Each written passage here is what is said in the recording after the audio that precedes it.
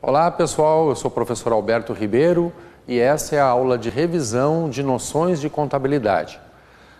Hoje é uma aula, então, bem mais tranquila do que a aula que vocês estão acostumados. A gente vai procurar discorrer aqui dos assuntos apresentados em forma de questões, né, de uma forma bem light, né, bem tranquilo, e vocês também deverão encarar dessa forma, né? Na hora da revisão, a gente está procurando consolidar algum conhecimento, fazer alguns links, né, de assuntos que já foram vistos, né, para uma verdadeira reavivação da memória, né?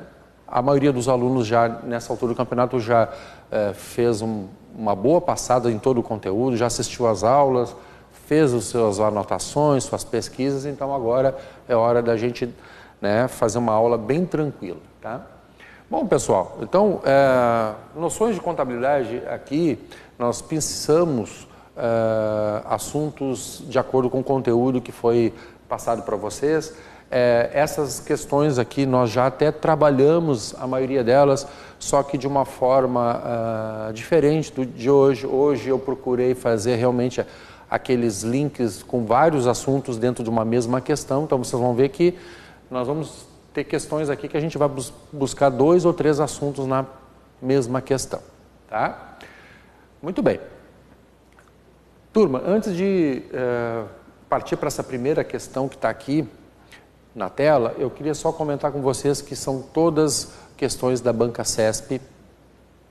A Banca CESP, como a maioria de vocês já está acostumado, são questões de certo e errado, né? Em geral, as questões são introduzidas por uma pequena frase ali de ambientação, de direcionamento do assunto que vai ser abordado, e num segundo parágrafo aí a questão em si, tá?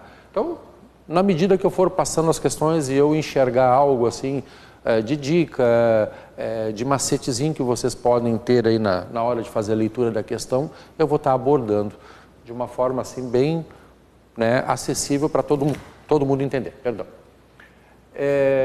Muito bem. Pessoal, primeira questão, bancas de 2014 da Banca CESP para a Polícia Federal, prova agente de Polícia Federal. Vocês vão ver que todas as questões que a gente trabalhar aqui, a gente vai estar situando vocês em que prova que se trata aquela questão, tá?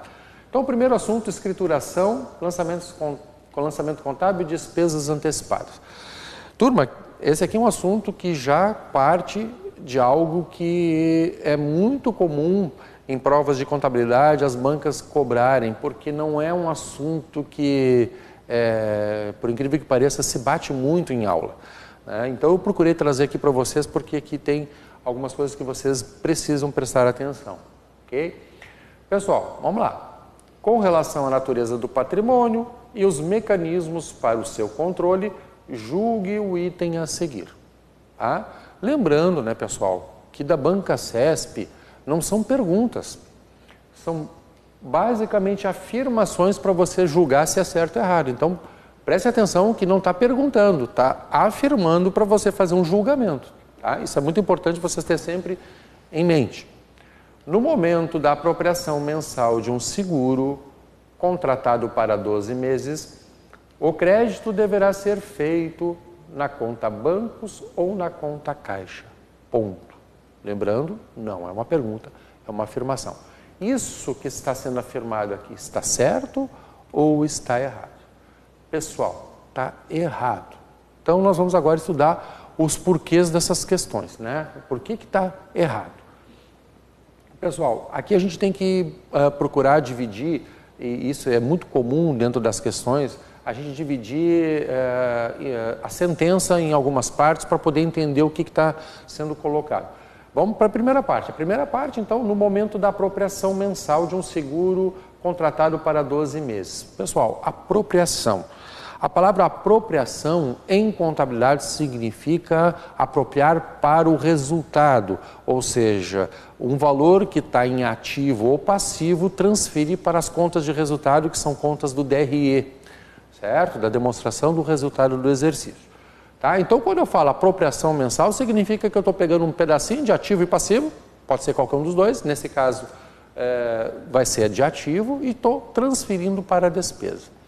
Certo, pessoal? Então, primeira coisa, não é o pagamento, porque muita gente vai pensar assim, porque falou em conta banco e conta caixa, que isso aqui se trata de um pagamento. Não é pagamento, tá, pessoal? Então, quando a gente está falando de apropriação, nós estamos falando de transferência de ativo e passivo para contas de resultado. Vamos para a segunda parte. O crédito deverá ser feito na conta bancos ou na conta caixa. Bom, aqui que está a parte que discorda da segunda parte, né? Se eu estou fazendo apropriação mensal, eu não estou envolvendo a conta caixa e bancos. Então, por isso que ela está errada. Eu tenho um segundo slide aqui, pessoal, com um exemplo, para quem quer ficar com os pés um pouquinho mais no chão, para ter certeza, até porque as questões envolvendo despesa antecipada, elas podem ser colocadas de diversa forma. Então, aqui eu tenho um exemplo para vocês, né, de um seguro contratado para 12 meses, no valor de 1.200. Então, bem de acordo com a nossa questão, né, 12 meses.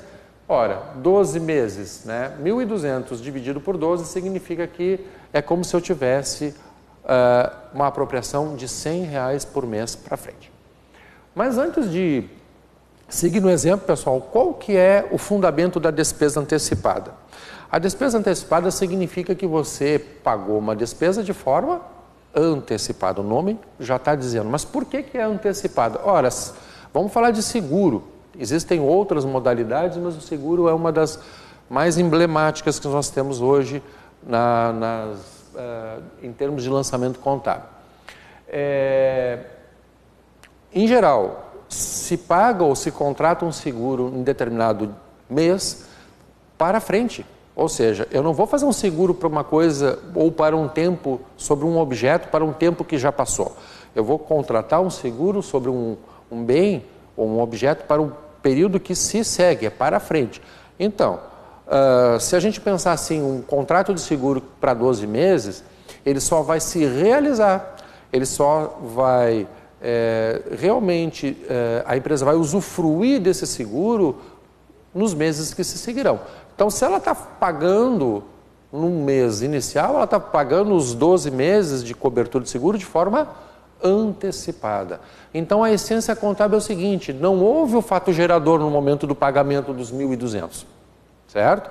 Eu contratei o seguro, o prêmio do seguro é 1.200, mas ele vai ser para 12 meses para frente. Por isso que existe a apropriação mensal. Ora, se não houve o fato gerador, não há o que se falar em movimentar a conta de despesa, neste caso. Então, eu não posso acionar a conta de despesa de forma direta. Então, aí nós voltamos para o nosso exemplo e a gente vai ter, né? Nós teríamos um lançamento inicial, que daí sim é o valor de pagamento do seguro. Então, aqui eu estou colocando de propósito um pagamento de prêmio de seguro à vista, que vai mexer com caixa ou bancos. Mas vejam, isso aqui não é a apropriação mensal. Isso aqui é o pagamento do prêmio. Poderia ter sido a prazo? Poderia. E o prazo, né, para pagar o prêmio de seguro pode ser diverso do período do seguro, né? A gente sabe que existe modalidade de seguro que são pagamentos mensais pelo período da apólice, ok? Mas no caso aqui, a gente está fazendo um exemplo de pagamento à vista. Vejam, pessoal, isto aqui então é o lançamento do pagamento do prêmio do seguro. Agora, a questão falou em apropriação mensal. E o lançamento da apropriação mensal é este aqui que está na tela aqui, bem embaixo do slide, né? Então, num primeiro lançamento eu teria acionado a conta seguros dentro do subgrupo do ativo circulante chamado despesa antecipada, a débito, né? Por quê? Porque é um direito que eu tenho a usufruir da apólice que vem para 12 meses para frente. E o dinheiro sai de caixa ou bancos. Agora, como é que é a apropriação mensal? Aí sim, eu aciono a conta de despesa com seguros, certo? No valor da apropriação mensal, que é os R$100 que nós calculamos aqui no início, né? Creditando a conta de seguro lá de despesa antecipada em R$100. Para o quê? Veja que aqui eu fiz um débito e aqui eu fiz um crédito, porque aqui é o meu direito de usufruir a apólice para os meses para frente, e aqui é um pedacinho referente a um mês que eu estou tirando desse meu direito. Ou seja, eu usufruí um mês, passou um mês, passou 30 dias, o fato gerador houve, aí eu jogo para despesa com seguros no DRE e um pedacinho dessa apólice de seguro, desse prêmio, eu retiro de despesa antecipada.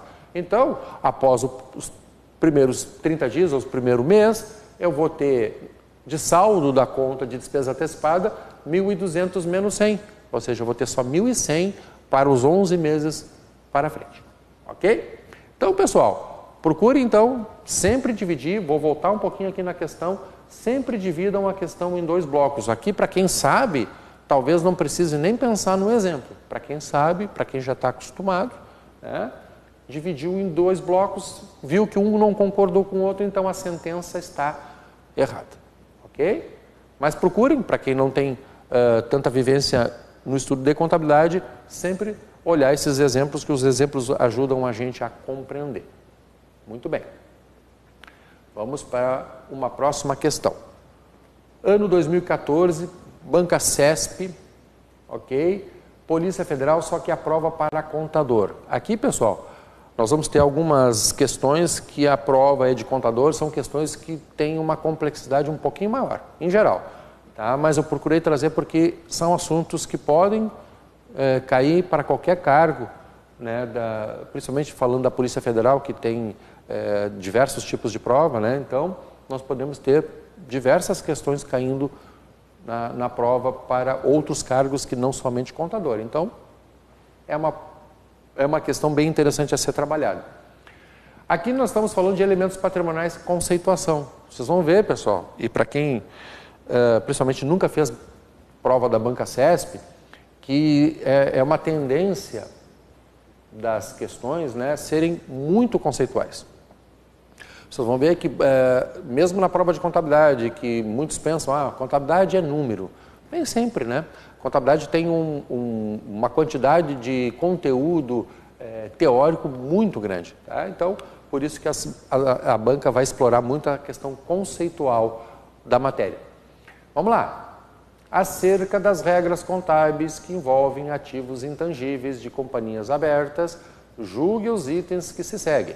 Vejam, é uma parte da questão, né, que ambienta, né, dá um direcionamento para o assunto. A questão mesmo está aqui. Ativos monetários identificáveis e sem substância física devem ser classificados contabilmente como ativos intangíveis. Para o pessoal depois que for assistir de forma gravada essa aula, né, então sempre é uma oportunidade de tentar resolver antes que o professor dê o resultado da questão. Tá? Então, para quem assistir de forma gravada, pode pausar o vídeo e tentar resolver. Tá? Aqui por hora, né, pessoal, para quem está assistindo ao vivo, vai tentando, na medida que eu vou lendo, tentando resolver a questão da melhor forma possível, mas depois, né, com os dados adicionais que eu vou passando. Pessoal, está errado também.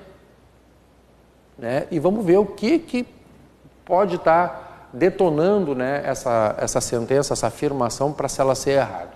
Pessoal, primeiro a gente poderia pegar aqui, são 2 assuntos, né, que a gente pode dividir essa questão. Ativo monetário, o que é ativo monetário? Identificável. Em geral, né, pessoal, não tem como você ter um ativo não identificável. Então, né, aqui a gente até pensa que esse identificável aqui seja uma redundância, tá? Mas é algo que foi colocado na questão e a gente tem que saber distinguir. Então, nós podemos saber o que podemos definir o que é ativo monetário, né? E podemos também definir o que é ativo intangível. Tá? Porque aqui está afirmando, né? Ativo monetário identificável sem substância física deve ser classificado contabilmente como ativo intangível. Será? Vamos lá. Eu tenho aqui um materialzinho de apoio, está um pouco pequeno aqui no slide, tá, pessoal? Mas para quem está acompanhando já as aulas, sabe que isso está na apostila e sabe que este material aqui depois vocês vão ter acesso, então vocês vão poder explorar de uma forma um pouquinho mais detalhada. Por hora, então, pessoal, nós temos aqui algo que está no CPC 02, tá, pessoal? Só lembrando que CPC aqui é Comitê de Pronunciamentos Contábeis, tá? No mundo da contabilidade, quando nós tivermos essa sigla, né, é Comitê de Pronunciamentos Contábeis, tá? Muito bem. Então, nós temos o CPC 02, que trata de efeitos de mudança na taxa de câmbio e conversão das demonstrações contábeis, que diz: itens monetários são aqueles representados por dinheiro ou por direitos a serem recebidos e obrigações a serem liquidadas em dinheiro. Então, pessoal, aqui já dá para a gente ter uma ideia bem interessante. Se é monetário, tem que ser um item. Veja que não fala se é ativo ou passivo. Primeiro ele coloca item, né? Pode ser tanto ativo como passivo. Nesse caso, pessoal, a gente sabe que é ativo porque a sentença já está dizendo ativo, né? Mas então, pessoal, um item ou um ativo monetário ele tem que representar dinheiro em essência, ou ele tem que representar um direito que vai ser convertido em dinheiro com certeza, ou pelo menos de uma probabilidade muito alta de ser convertido em dinheiro. Tá? Ponto. Depois nós voltamos para a questão. Itens não monetários são aqueles representados por ativos e passivos que não serão recebidos ou liquidados em dinheiro. Ora, pessoal, então por aí a gente já tem uma ideia, né? Quem está no estudo de contabilidade, pega lá um modelo de balanço e olha o que compreende o ativo de uma empresa. Principalmente se tratando de ativo circulante, nós temos lá uma probabilidade de 100% daquilo lá se transformar em dinheiro.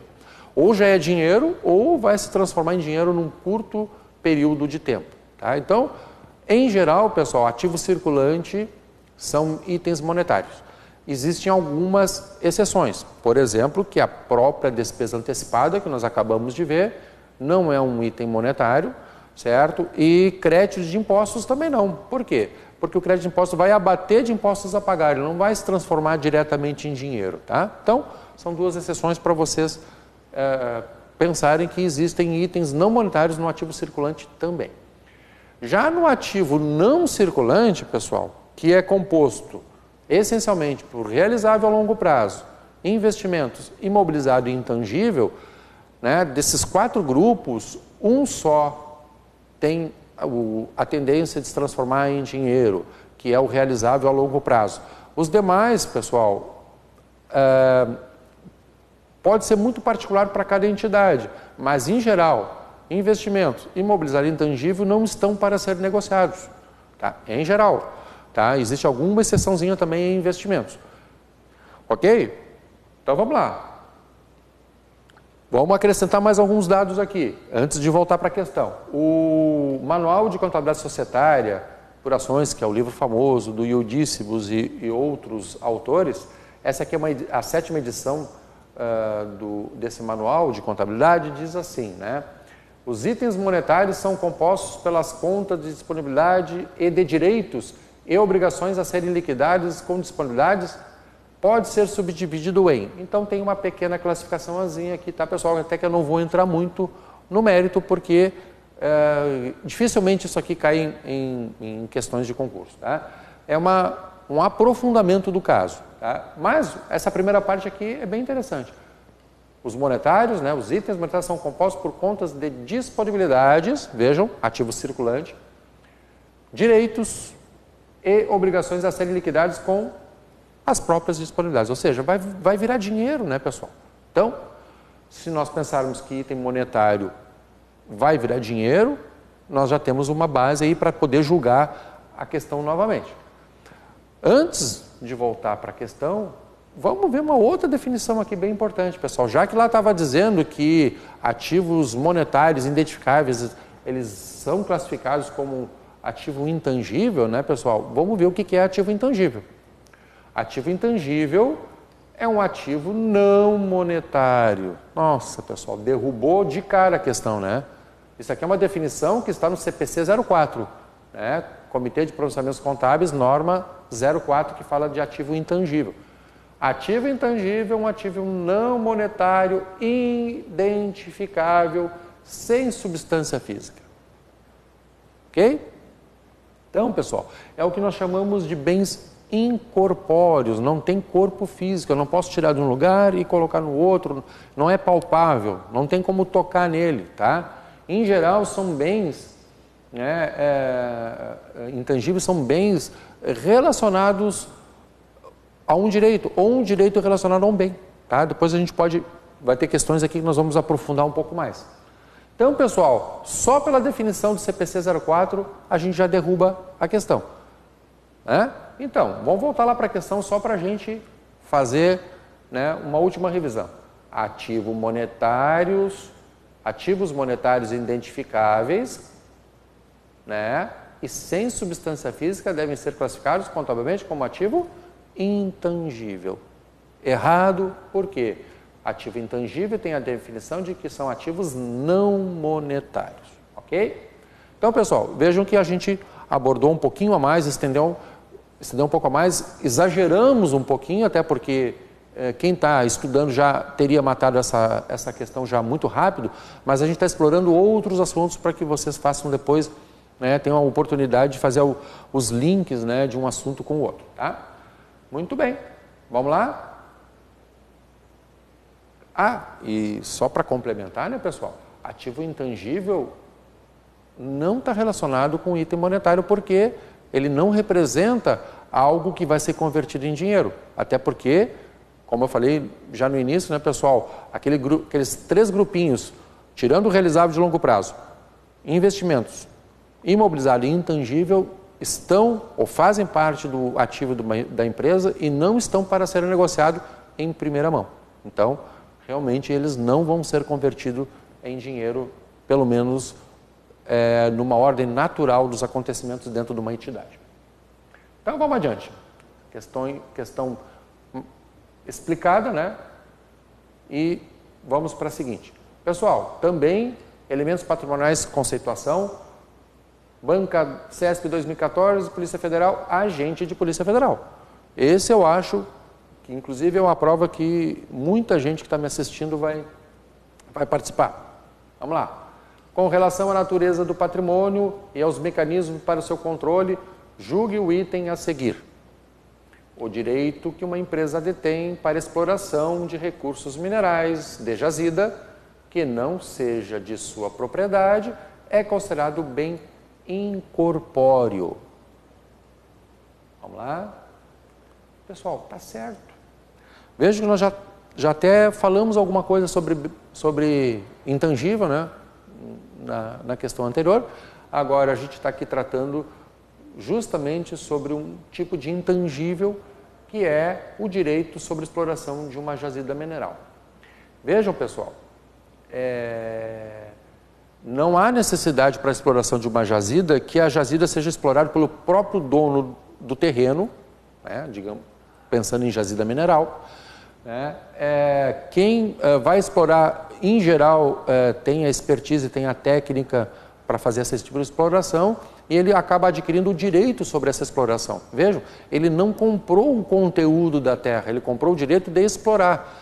Obviamente, quando alguém cede um terreno por algum contrato, né, de exploração para um terceiro, esse contrato vai ser valorado mediante uma expectativa de extração de minério, neste caso. Tá? Então, vai existir um valor. Tá? Por que está certo aqui, pessoal? Porque realmente o direito, né, para explorar um minério, né, numa jazida é um bem incorpóreo porque está dentro da definição de bem intangível. Bem intangível são bens incorpóreos. Até voltando um pouquinho, né, pessoal, só para a gente ver aqui, na questão anterior eu tinha trazido a bens incorpóreos, intangíveis. São bens que não constituem matéria, ou seja, não podem ser tocados. Mesmo assim, esses bens são passíveis de avaliação econômica e devem ser registrados, controlados pelo seu valor de mercado ou valor justo, né, atualizando um pouquinho aqui a expressão. Por exemplo, né, nome comercial, benfeitoria imóvel de terceiros, fundo de comércio, patente, licença de uso de direitos autorais, licença de uso de marca, entre outros, e entre outros é o da questão que nós estamos agora. Ok? Perfeito? Deixa eu ver se eu tenho mais alguma coisa. Não. Vamos para a próxima questão. Ainda também dentro de conceituação. É a mesma prova, CESP 2014, porém a prova de contador, novamente. Com relação aos pronunciamentos técnicos do Comitê de Pronunciamentos Contábeis, CPC, né, não é Código de Processo Civil, tá, pessoal? Julgue os itens a seguir. Para ser enquadrado na definição de ativo, um recurso precisa ser controlado pela entidade em decorrência de eventos passados e ser capaz de gerar benefício econômico futuro. Pessoal, essa aqui é uma questão da prova de contador, é uma questão para acertar, é uma questão barbada. Está absolutamente certo, é só pegar a definição de ativo que está no nosso material ou em outro material qualquer atualizado e vocês vão ver essa expressão. E por que eu grifei controlado, pessoal? Porque hoje, modernamente falando, para eu ter um elemento classificado como ativo na minha entidade ou na minha empresa, não há necessidade de eu ser dono, de ter a propriedade, basta que a minha empresa tenha o controle. Ok? É por isso que, em essência, pessoal, hoje em dia, as empresas que arrendam um bem, pode ser um imóvel, pode ser máquina, e arrenda numa modalidade de arrendamento mercantil financeiro, ou seja, ele vai arrendar o bem pela maior parte da sua vida útil, vai exercer controle, vai ter os benefícios e vai ter os custos de manutenção deste bem, né? Isso, pessoal, já basta para que seja contabilizado como um ativo dessa empresa, ok? Então, se eu estou arrendando um imóvel e esse imóvel tem uma expectativa de vida útil de 40 anos e eu estou arrendando por 20 ou mais anos, eu vou ter o que chamamos de arrendamento mercantil financeiro, ok? Então, não há necessidade de ter a propriedade em si. E a gente sabe que quando está arrendado, enquanto eu estou arrendando do proprietário, né, a posse é minha, a propriedade continua daquela outra pessoa física ou jurídica, ok? Então, questão barbadinha de acertar. Essa aqui, pessoal, para o concurseiro é de obrigação, é de ofício vocês acertarem, tá bom? Só lembrando para vocês, é simples, mas para quem nunca leu ou para quem não prestou atenção nas definições, que são altamente importantes, isso aqui pode, né, daqui um pouquinho a pessoa duvidar de alguma coisa, aqui principalmente essa expressão, controlado. Sendo controlado, é ativo, pode ser classificado como ativo, né, da empresa. E só relembrando, né, pessoal, para ser ativo, qual que são as duas características básicas, e eu já vou colocar aqui para vocês, isso aqui nós vamos usar esse conceito mais adiante. Ativo. Quais são as duas características básicas, né, para um item ser considerado ativo dentro de uma entidade? Primeiro, a entidade precisa ter o controle. Certo? E em segundo lugar, que o bem tem que trazer benefício econômico futuro. Eu vou abreviar aqui e botar só futuro, tá, pessoal? Ok? Se um item, pessoal, não satisfizer as duas características de forma simultânea, ele perde a característica de ser um ativo.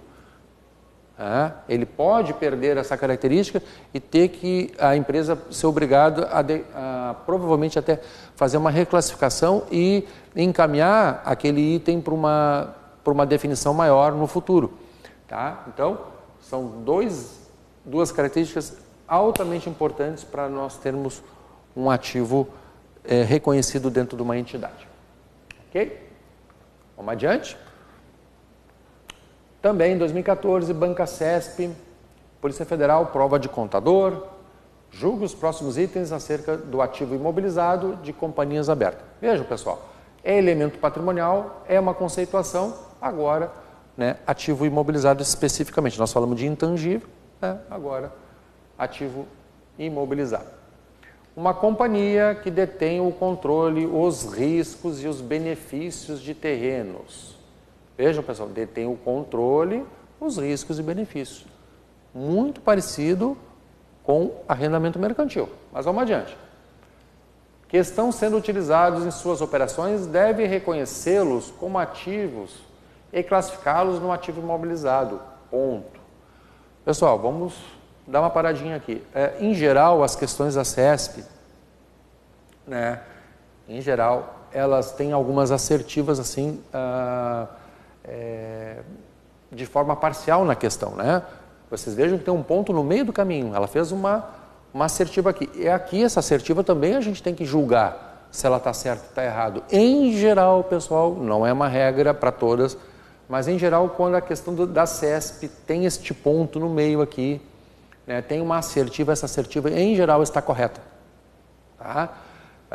Mas a gente tem que sempre julgar o todo da questão. Tá? C, segunda parte. No entanto, esses terrenos não tiverem uma destinação específica, a companhia deve classificá-los no ativo realizável a longo prazo.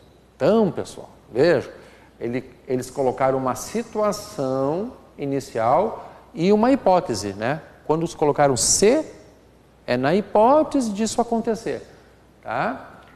Então, se os terrenos não tiverem uma destinação específica, deve classificar no ativo realizável a longo prazo. Isso está certo ou está errado? O pessoal está errado. Se a gente pegar aqui por diversas pontas, a gente vai acabar classificando como errado essa questão. Primeiro porque ativo realizável a longo prazo, pessoal, tem uma conotação de ser algo que vai se converter em dinheiro. Por quê? Olha o nome que está aqui, pessoal, realizável. Essa expressão realizável em contabilidade significa vai se converter em dinheiro, vai se realizar, vai se converter em dinheiro num futuro próximo ou, quem sabe, até no longo prazo, que é o caso daqui. Ativo realizável a longo prazo, ou seja, 12 meses após o encerramento do balanço do ano em análise. Ok? Muito bem. Pessoal, aquilo que eu falei, será que, mesmo que eu tenha um terreno que eu não estou usando mais, não tenha uma destinação específica, é um bem, ele deve ir para ativo realizável a longo prazo, já que realizável significa vai se tornar em dinheiro, ele tem esse viés, né, essa questão aí de estar ligado a uma conversão monetária. Ora, pessoal, o que acontece? Em geral, se é um terreno que não tem destinação, o ideal seria que a empresa encaminhasse para ter essa destinação. Então vamos ver que eu trouxe algum materialzinho mais aqui para vocês, para a gente tentar explicar aqui com mais profundidade. Veja, aquilo que eu já coloquei aqui no quadro para vocês, eu reprisei aqui no slide, né? Então tem que estar sob o controle da entidade, tem que ter os riscos e benefícios envolvidos e tem a capacidade de trazer benefício futuro. Pessoal, pergunto, um terreno sem destinação significa um terreno que não tem uso. A gente conclui isso. Um terreno que não tem uso, não tem uma destinação, ele traz benefício econômico futuro? Então aí nós já temos que pensar que essa empresa teria que classificar esse ativo imobilizado, que até então estaria no ativo imobilizado, para um outro local do balanço, menos ativo imobilizado. Até porque, né, pessoal, ativo imobilizado significa os bens que a empresa possui e estão em uso para satisfazer as suas necessidades de produzir, comercializar, prestar serviços, etc. Né? Então, são bens de uso.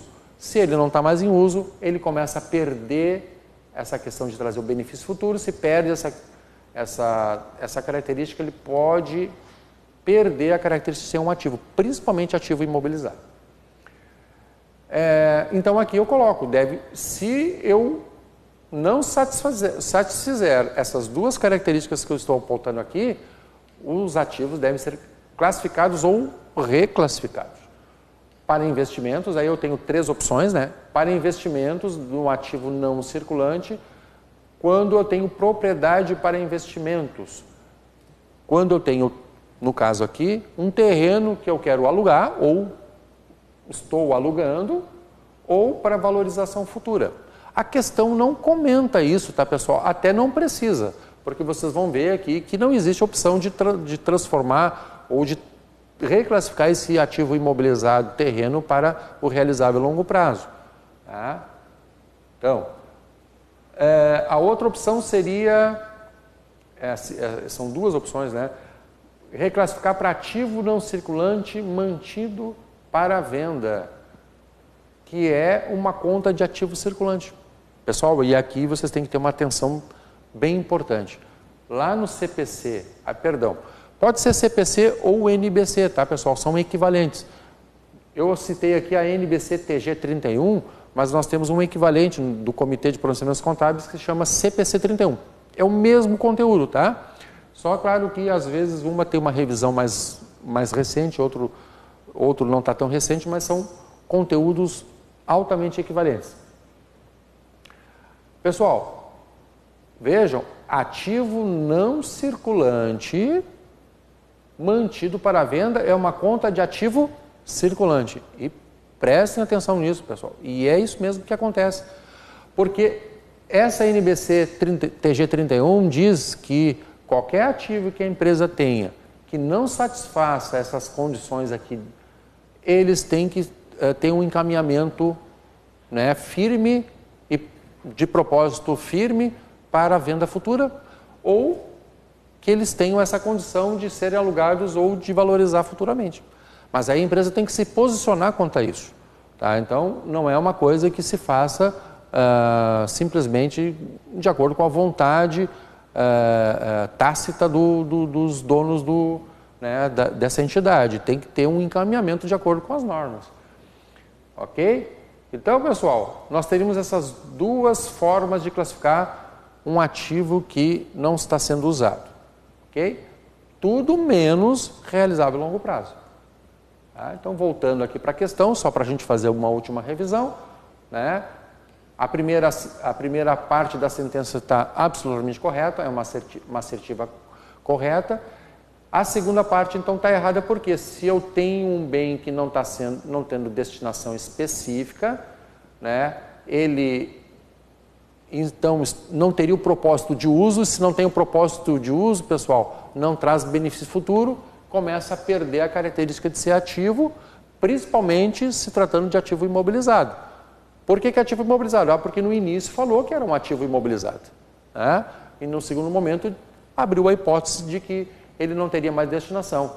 E está errado, pessoal, porque nós temos uma norma que é a NBC TG 31 que diz ativos sem destinação ou sem uso tem que ser encaminhado para venda futura. Tá? Tudo menos ativo realizável a longo prazo. Ok? Vamos adiante.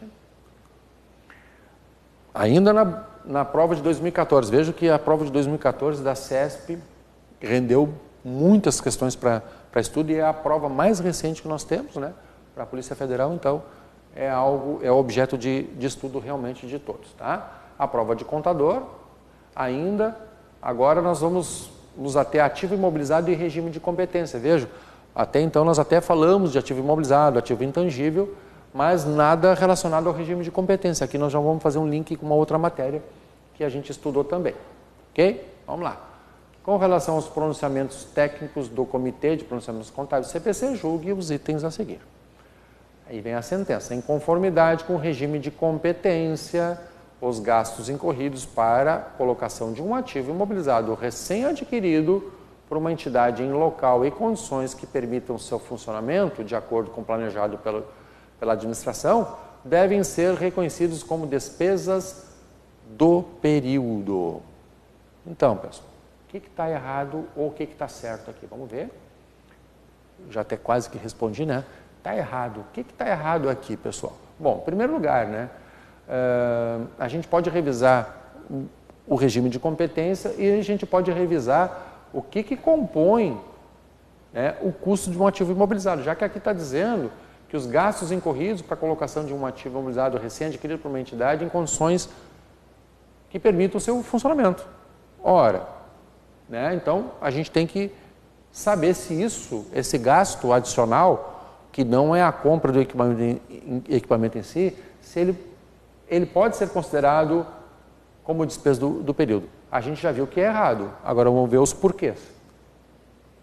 Vamos revisar o que é o regime de competência, pessoal. É importante porque quase toda a prova da CESP de contabilidade toca em regime de competência. E vejam que é um assunto associado a outro assunto, né, que nesse caso é ativo imobilizado. Vamos lá. Regime de competência. A fim de atingir seus objetivos, demonstrações contábeis são preparadas conforme o regime contábil de competência. Isso aí é uma afirmação, né, muito atual. O regime de competência é absolutamente imprescindível para que a contabilidade moderna, principalmente pensando em empresas privadas, para que essa contabilidade funcione de forma correta. Segundo esse regime, os efeitos das transações e outros eventos são reconhecidos quando ocorrem e não quando caixa ou outros recursos financeiros são recebidos ou pagos. Eles são lançados nos registros contábeis e reportados nas demonstrações contábeis dos períodos a que se refere.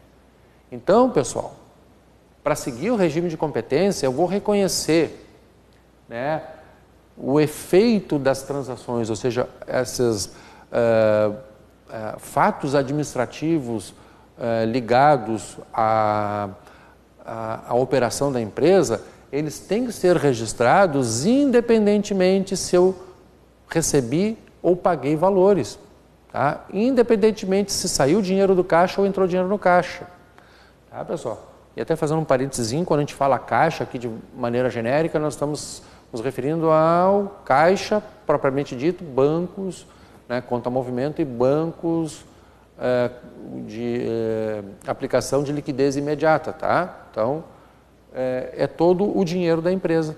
Então, pessoal, o regime de competência, hoje, pela norma contábil, ele é altamente recomendado e o outro regime, que seria o regime de caixa, ele, inclusive, ele é quase que banido, né, da contabilidade comercial, nós falando de empresa privada. O regime de caixa ainda é usado em alguns tipos de contabilidade, né, condomínios, né, alguns órgãos públicos usam o que a gente chama hoje de regime misto, usa regime de competência para algumas transações, regime de caixa para outra, tá? Então, preste bem atenção nessa situação aí, tá?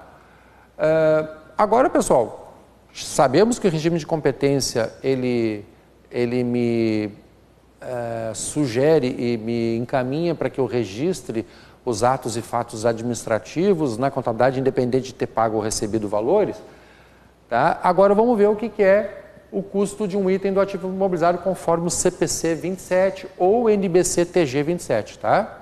São normas iguais. O custo de um item do ativo imobilizado compreende, 2 pontos, nós temos 3 grandes classificações aqui, tá, pessoal? Seu preço de aquisição, perfeito, acrescido de impostos de importação e impostos não recuperáveis sobre a compra. Isso aqui é importante, pessoal, até não só para responder essa nossa questão, mas para outras questões que vocês podem receber pela banca no dia da prova, tá? Impostos não recuperáveis, pessoal, aquele imposto que eu não vou poder me compensar pela compra do ativo imobilizado.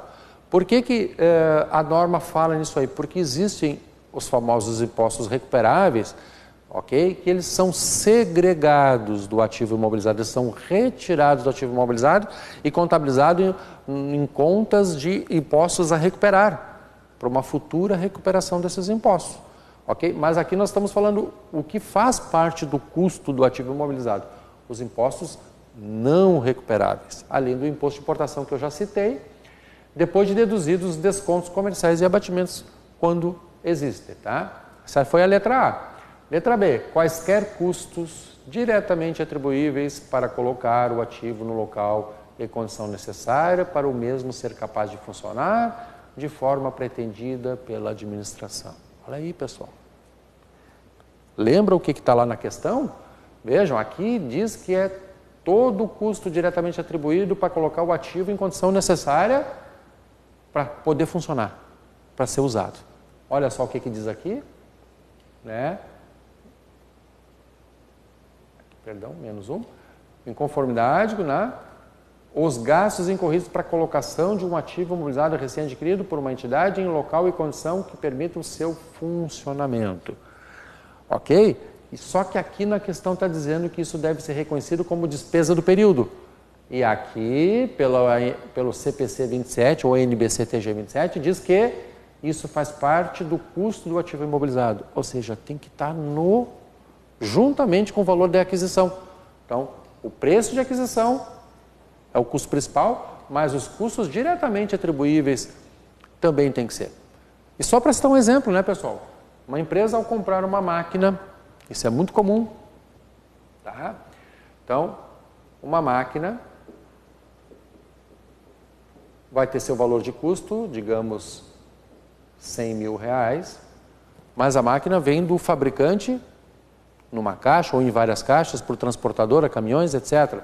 Só que uma máquina pesada, em geral, precisa do quê? Precisa de um local especial e de uma fundação, ou seja, precisa de um alicerce para ela poder ser apoiada, senão ela não vai funcionar direito ou pode ser danificado o chão onde ela está colocada. Então, pessoal, se uma máquina requer, né, outros custos, outros gastos, ou seja, gastos com instalação,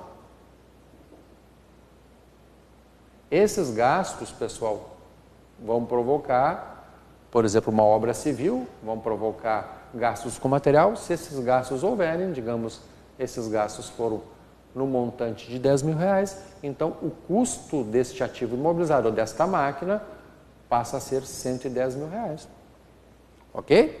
Então, isso é interessante que a gente frise para que, numa questão parecida que envolva custo do ativo imobilizado, vocês possam ter a ciência de que isso faz parte.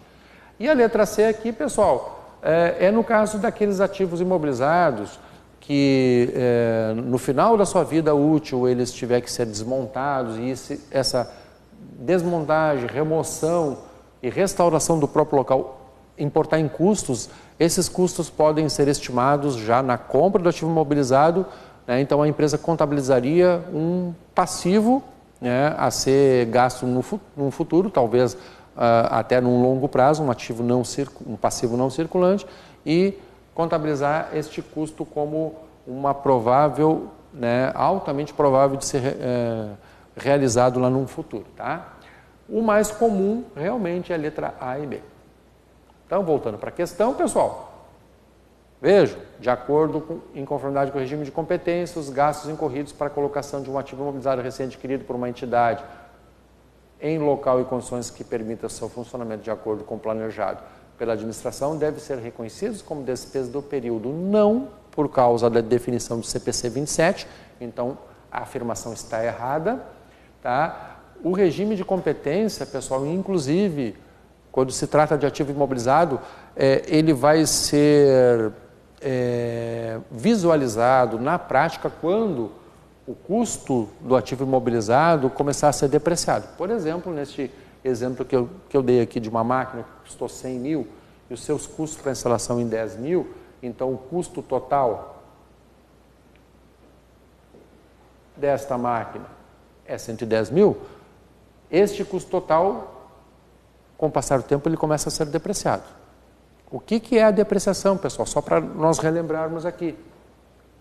Nós vamos calcular, de acordo com a vida útil desta máquina, nós vamos calcular um valor, aí vai depender muito dos períodos que a empresa trabalha, pode ser mensal ou pode ser até anual. Nós vamos calcular uma depreciação do período, tá? Digamos que seja uma depreciação anual, ok? E digamos que essa máquina dure 10 anos, né? Então 10% ao ano da máquina será depreciado. Só números redondos para a gente poder trabalhar. Ok, pessoal? Quando a gente calcula a depreciação, e digamos que a depreciação foi 10%, ou seja, 11 mil reais, qual que é o lançamento da depreciação? Nós vamos debitar a conta de despesa de depreciação,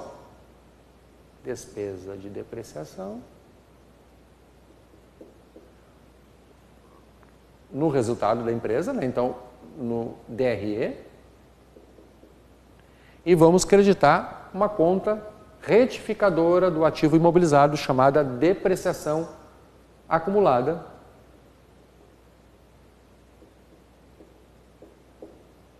sobre máquinas e equipamentos, que é no ativo não circulante.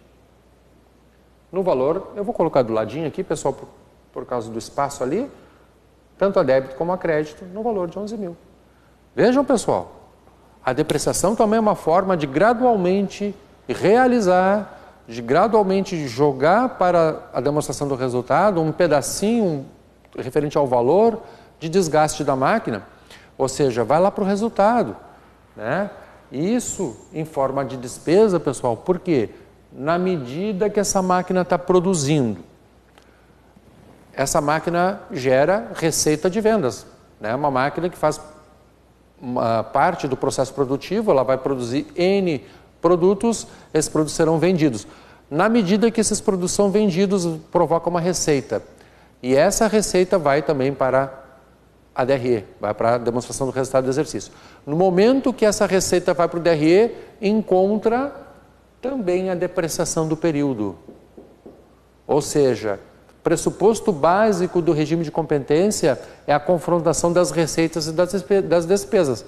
Na medida que essa máquina está provocando ou está gerando benefício futuro, que é a receita de venda dos produtos que ela produz, também ao mesmo tempo a gente está encontrando lá na DRE a despesa de depreciação.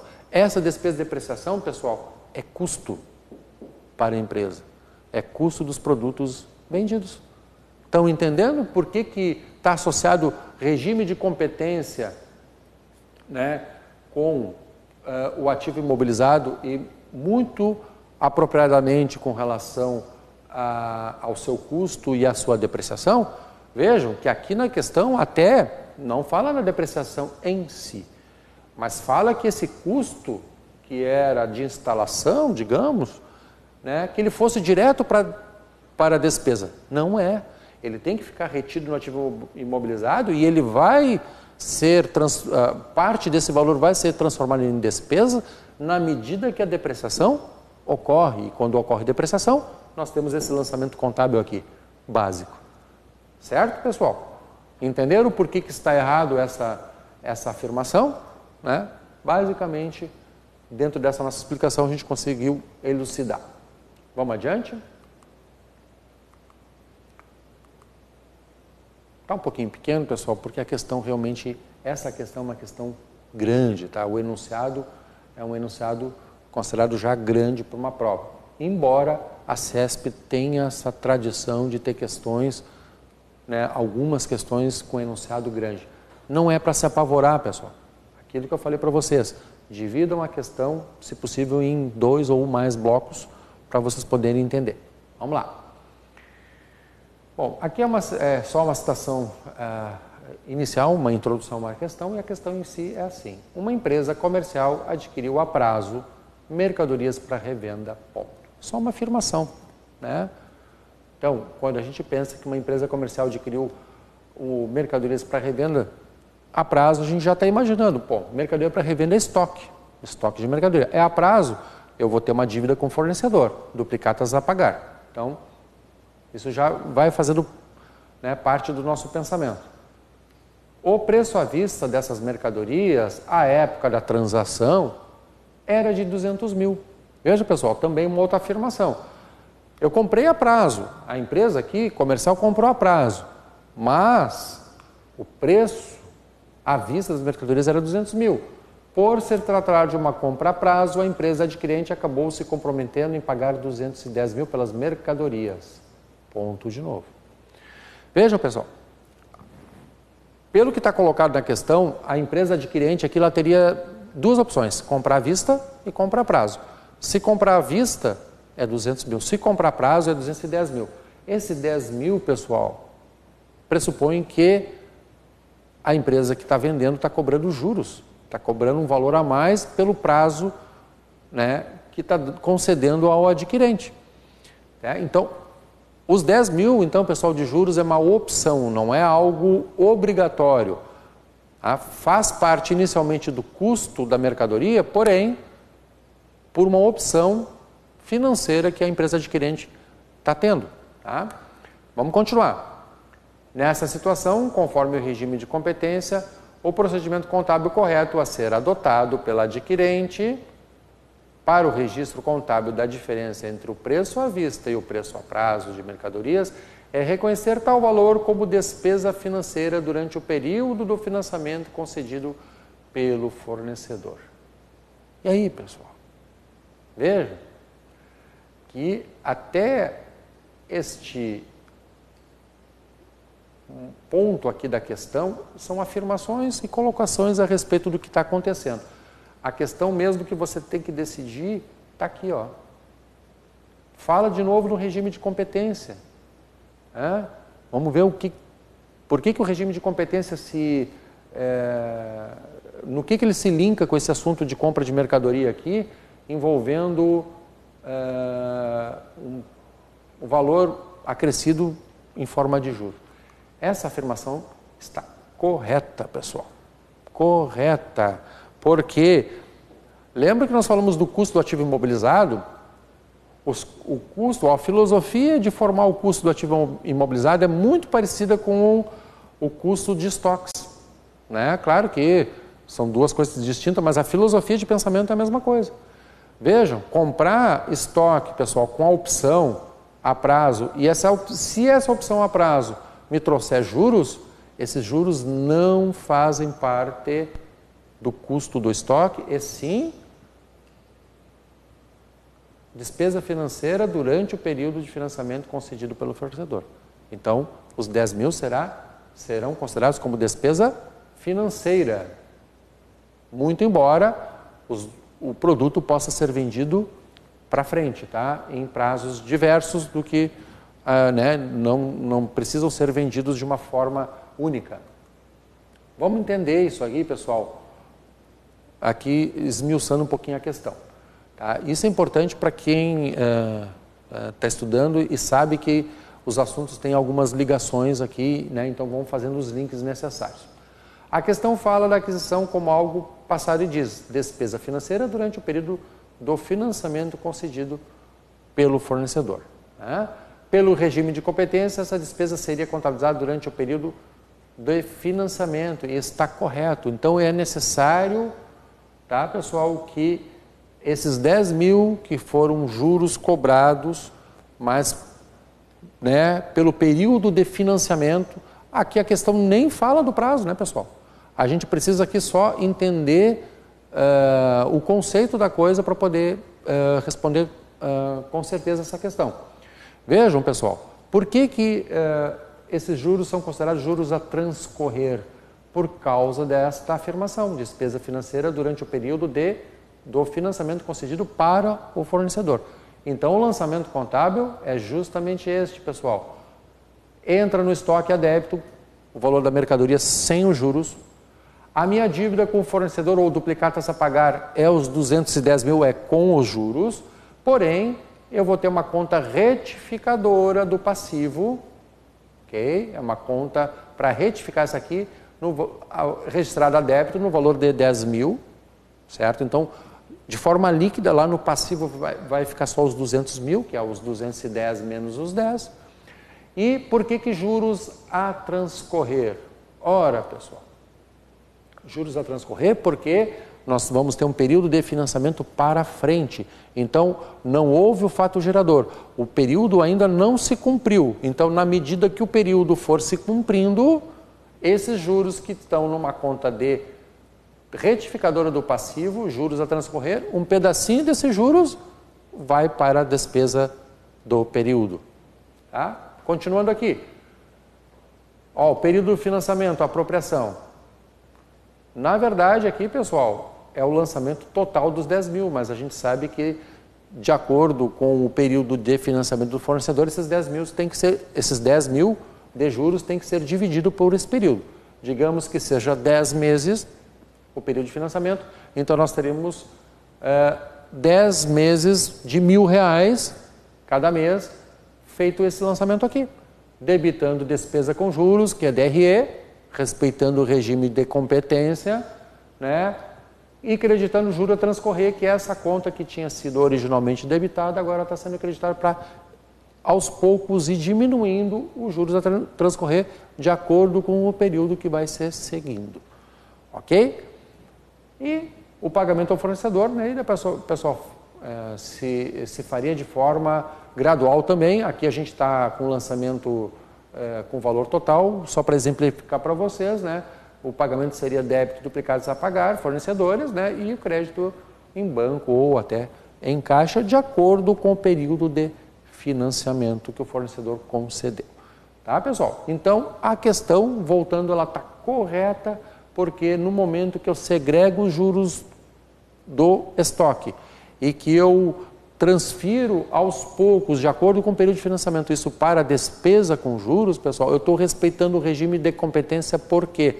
Porque os juros ainda não transcorreram, o período de financiamento não transcorreu. Precisa transcorrer o período de financiamento para que isso seja considerado despesa do período. Ok? Vamos adiante, então. Como é que a gente está de tempo, só para meu controle? Já deu? Então, pessoal, vamos só encerrar essa última questão aqui e depois existem mais outras questões aí para frente, vocês vão receber de forma respondida, tá? Então, vocês vão poder estar dando uma conferida, tem materiais anexos aqui que vocês têm condições de estar consultando. Também em 2014, prova de agente da Polícia Federal, um pouquinho sobre escrituração, livro de escrituração, que é uma coisa bem facilzinho, pessoal, mas que pode pegar muita gente boa aí, né, desprevenida. Então vamos lá. Para que se demonstre com fidelidade a situação patrimonial de determinada entidade, faça necessário a observação de normas técnicas e legais de elaboração das demais demonstrações contábeis. Com relação a esse tema, julgue o próximo item. Vejam, pessoal, uma grande, ou pelo menos uma introdução maior e uma questão bem pequenininha, né? O balancete de verificação é feito a partir da extração dos saldos contidos no livro diário. Pessoal, o que isso aqui está certo ou errado? Está errado, né? Por que está errado, pessoal? Vamos falar. Nós temos dois livros básicos dentro da contabilidade, que é o livro diário e o livro de razão. O livro diário, pessoal, que está sendo falado aqui, é o livro que vai demonstrar os lançamentos contábeis por dia, por isso que o nome é diário, sem se importar em apuração de saldo. A ordem é por ordem de acontecimento. Dia 1º de qualquer mês, depois do dia 2, dia 3 e assim por diante, tá, pessoal? Esse é o livro diário. O livro diário não tem propósito de apuração de saldo. Já o livro razão, sim, né, pessoal? O livro razão, ele tem o propósito de apurar o saldo, porque o livro razão, o ordenamento é por conta contábil. Cada conta pode ter N lançamentos, ou centenas ou até milhares de lançamentos. No final do período, todos esses lançamentos a débito e crédito vão formar o saldo da conta. Ok? Então, pessoal, quando aqui afirma o balancete de verificação é feito a partir da extração dos saldos contidos no livro diário, está errado, porque o livro diário não apura saldo. Quem apura saldo é o livro razão. Então, prestem bem atenção, isso aí está no nosso material também, né, pessoal? Fiquem atentos para essas questões aqui.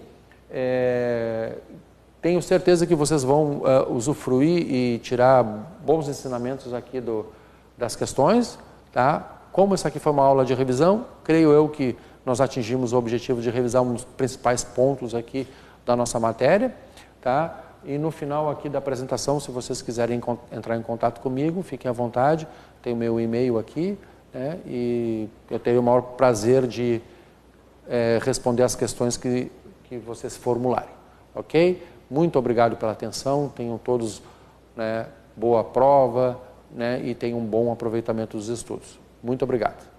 Até mais.